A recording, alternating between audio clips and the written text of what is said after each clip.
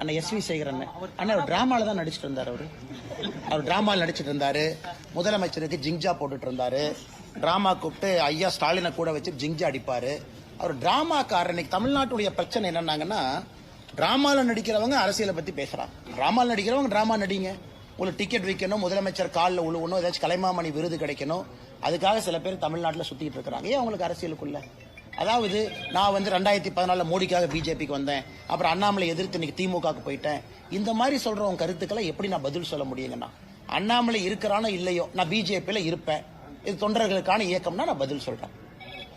நீ திமுகவுக்கு போகணும், அல்லது நீ ஏற்கனவே சொன்ன மாதிரி ஒரு தம்பி பிஜேபியில இருந்து அதிமுகவுக்கு போகணும், அதிமுக அந்த தம்பி டிவிகேக்கு போகணும். நீ போறனா போய்க்கப்பா, பழியை எம்எல்ஏ போடுற. உனக்கு ஒரு கட்சியின் மீது நம்பிக்கை இருக்குன்னா அந்த கட்சியில் நீ இருக்கணும். தலைவர்கள் வருவார்கள் போவார்கள். இன்னைக்கு நீங்க சொன்ன அந்த காமெடி நடிகர் அப்படித்தான் ஆயிட்டார்.